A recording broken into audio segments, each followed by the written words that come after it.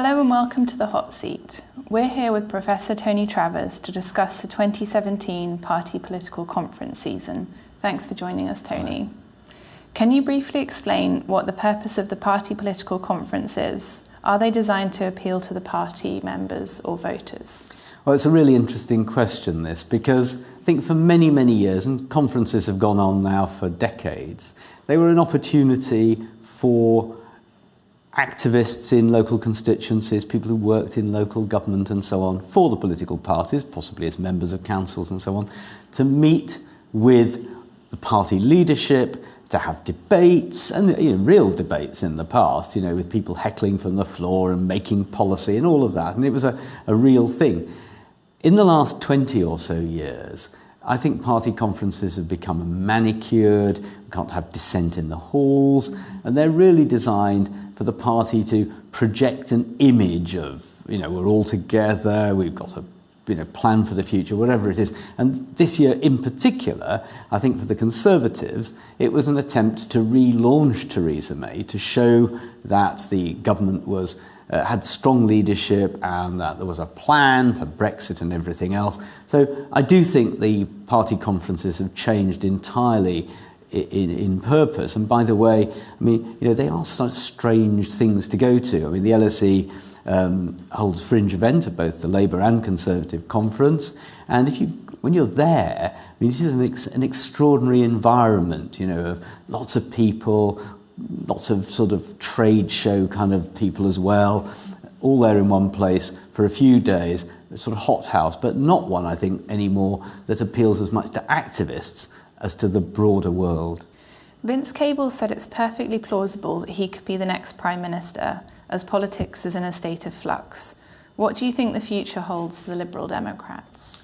Well, there's no doubt that this Liberal Democrat conference, which was the first of the three big British conferences, saw Vince Cable as the new leader of the party, trying to assert the possibility that he could, or that the Lib Dems could play a part in government and even begin to break through in the centre ground.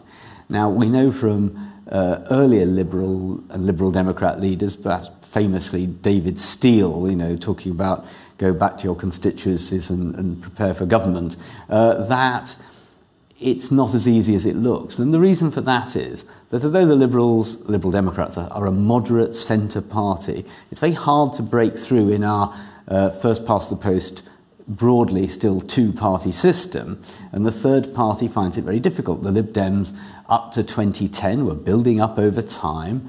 They'd got over 50 MPs by then and went into coalition with the Conservatives.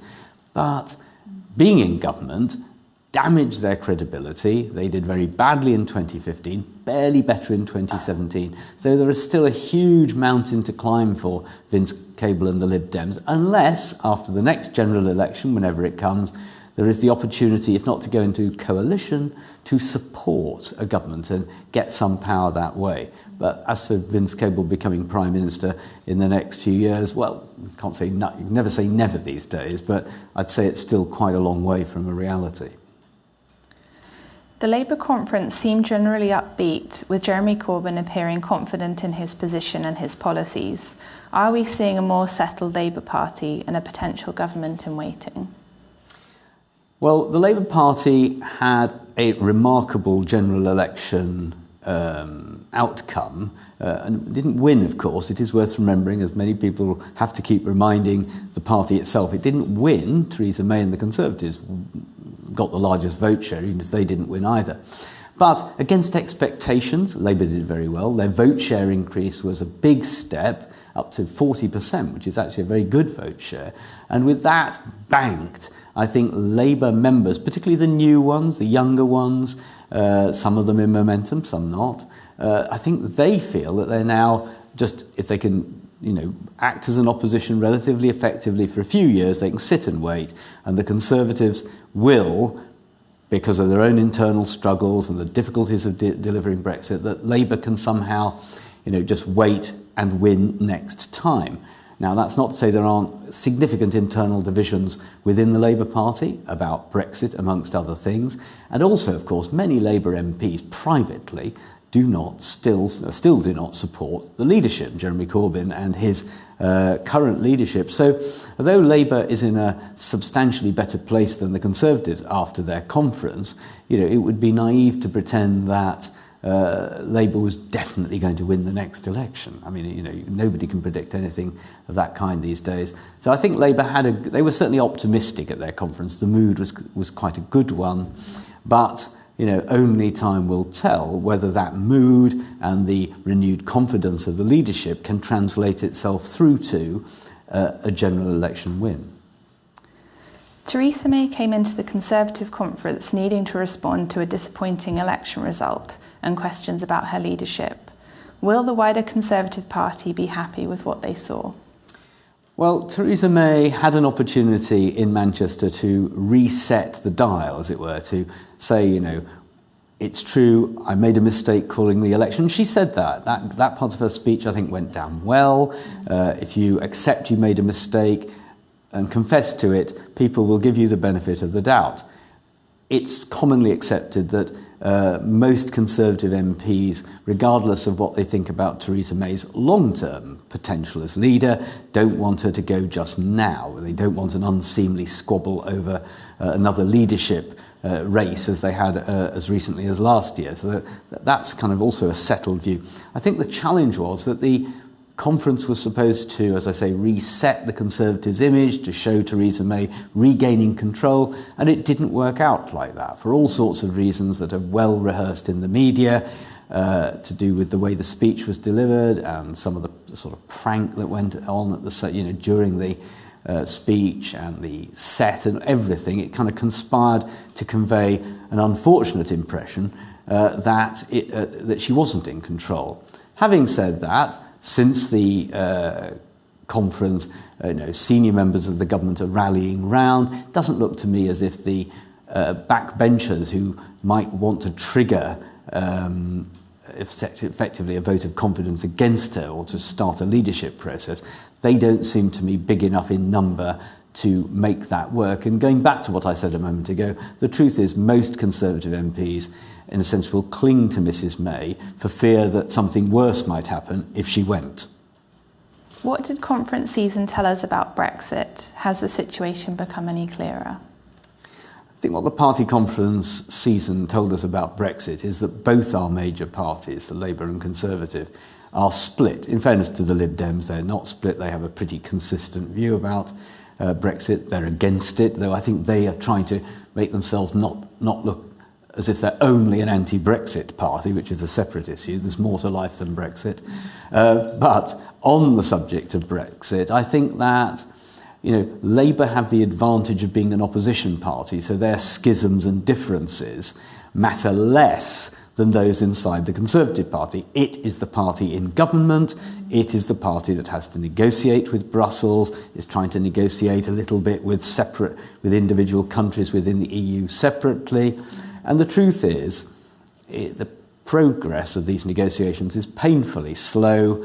And, we've got some Conservative cabinet members talking about a transition, possibly for more than 2 years, and a transition leading to virtually no change, whereas others actively appear to want a sort of dead end in 2019, even if it means a cliff edge. That difference was on display. We don't have cabinet unanimity here. So I think, in a sense, Labour can get away with their divisions more easily than the Conservatives can, and that was clear at the party conferences. Jeremy Corbyn says his Labour Party now represents the political mainstream, and the Conservatives appear to be moving away from some of the less popular aspects of their election manifesto. Has the centre ground of UK politics moved to the left? British public opinion moves slightly to the left, slightly to the right over time. You can track this through measures such as attitudes to taxation and public spending. And it does appear at the moment as if there is, according to the British Survey of Social Attitudes and other studies, a slight move towards people being willing to put up with slightly higher taxes, perhaps if that will support higher spending. So possibly a slight shift to the left. But of course, the Labour leadership, popularly, and I think even in its own view, is quite well to the left. It's fairly radical in these terms, although against that description, its manifesto for the 2017 general election was actually a fairly moderate social democratic one. It promised minor increases in public spending and taxes, mostly for the highest earning. But it wasn't a kind of like some earlier Labour manifestos, which was significantly more radical. So it's a complicated picture. So I think that, Labour probably are slightly picking up the mood of the times, but it's not part of a radical change, I think, in the way the British think, at least not so far. As far as the Conservatives are concerned, they face the challenge that they haven't come up with a set of policies that look like their own. So on issues such as housing, the energy cap and student funding, it all looks a bit like Labour light. And for a party to be offering these kind of policies, which sound a bit like what Ed Miliband was offering a few years ago, doesn't exactly look like a modern Conservative take on what the country needs.